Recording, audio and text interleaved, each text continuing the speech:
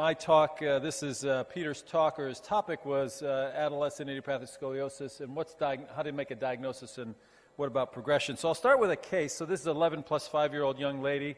I'm not hiding anything. She has idiopathic scoliosis. She's 11 plus 5. She's at risk for 0 or triradiate cartilage, although you can't see it very well because of that shield is open.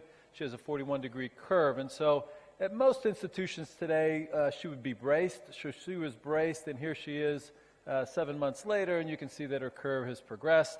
And she was continued with her brace, and you can see in-brace correction here.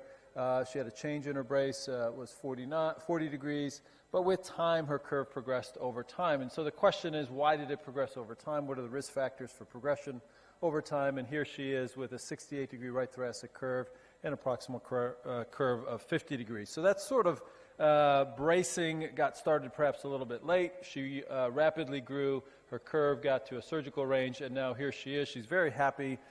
She has no real issues, but her curve has a significant risk for progression. Here are her bend films, and eventually she underwent a very standard posterior spinal fusion and instrumentation. And so the risk for progression is something we need to talk about. The risk for progression both during growth as well as after skeletal maturity is really important to understand, and here she is in follow-up. So what is scoliosis? Scoliosis, as you all know, is a lateral curvature of the spine, and on radiographs it measures greater than 10 degrees. And the first thing is to make a diagnosis. Anytime you see a patient, making a diagnosis is obviously very, very important.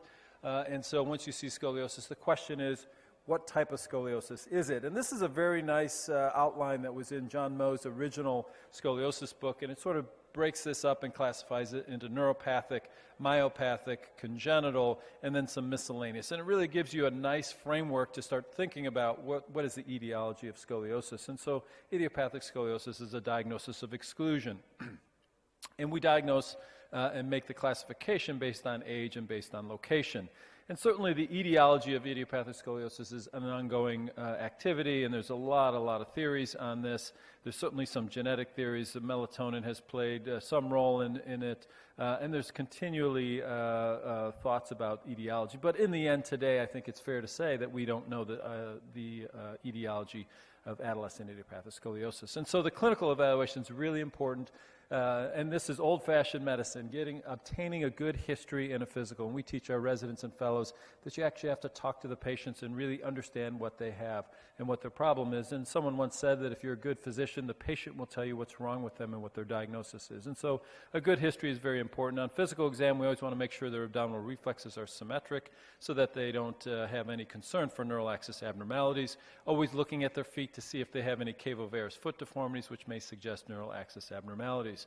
We get standard radiographs, which is an AP or a PA, depending on your technology. Oblique films are occasionally used. Ferguson views for the lumbosacral junction. We oftentimes get bend films for preoperative planning.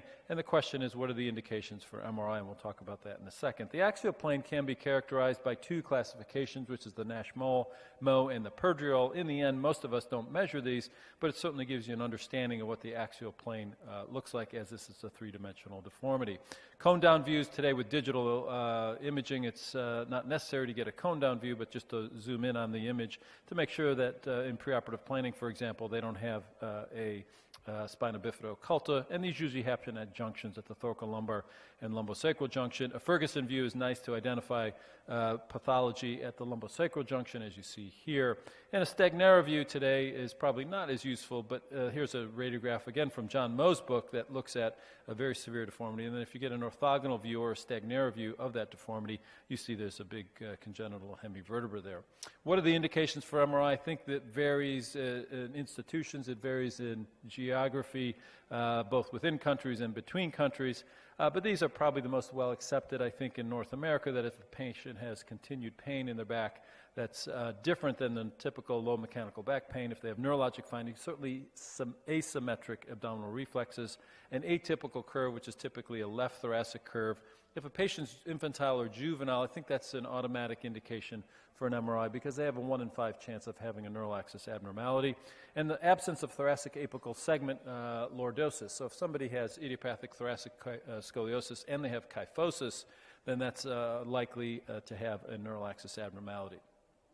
So here are our treatment options for idiopathic scoliosis typically today, and we're going to talk a little bit about tethering later, so it'll do that. Observation, bracing, and surgery are the most accepted, those are totally dependent on how curves progress over time, and curves progress based on continued spine growth, and when the curve magnitude is so big after skeletal maturity. How do we look at skeletal maturity indices? The traditional method is the Risser sign, and as everybody knows, that's a scale that goes from 0 to 5. The higher the number, the less growth you have left. But what you can see there in peak height velocity, the Risser sign is actually not, it's sort of a crude method because a patient's a Risser 0 throughout peak height velocity, and after their peak height velocity occurs, they then become Risser 1. And so there's other methods today to utilize, and Jim Sanders came along with his classification, and this JBJS article is a quite good one, and you can see that it's an 8-part classification based on a hand film. And I think this is very useful information and still has some work to be done because I think there's some limitations to this. First, you have to get an x-ray that's different than the spine x-ray, which Risser sign you can see, and the proximal humerus you can see. But it also was only really characterized very, very well for type 1 and type 3 curves. And so this may not apply to a double thoracic curve or a lanky 5 curve as an example. Well, what is the prediction of curve progression in untreated scoliosis during growth? And this is sort of an old classic table that's used, and it basically classifies patients into 0 and 1, and then 2, 3s, and 4s. And you can see a 20 to 29 degree curve with a grade Risser 0 or 1 has a 68% chance of progression. And you can see the 2, 22, and 23s are the same number, and it's easy to remember, and it depends on their Risser sign and their curve maturity. What about after skeletal maturity? Well, the classic article, as you all know, is Stu Weinstein's article, and basically it says that if you have a thoracic curve that's above 45 and 50 degrees or 50 degrees, then those curves, even if the patient's skeletally mature, have a very high likelihood of progression over time. And if you look at this graph, you can see that any patient that was essentially over 45 degrees had a high chance of progression over time. If you look at thoracic curves, there were only 31 patients in this study, but you can see that data is fairly compelling. And these are just the details of that. For lumbar curves, it was a little bit different. The curve magnitude was actually a little bit lower. And so for curves that were even above 30 degrees, in which there was a little bit of a translatory shift, they had a higher likelihood of progression. And so we're probably a little bit more aggressive with lumbar curves. What about outcome? Well, just a few more slides. Outcome, there's been no study that really has shown that with big differences in curve correction, that the outcome, according to the patient's perspective, is any better. And I think that's really important to remember, that more correction doesn't necessarily lead to better outcome. Now, of course, a balanced patient is very important.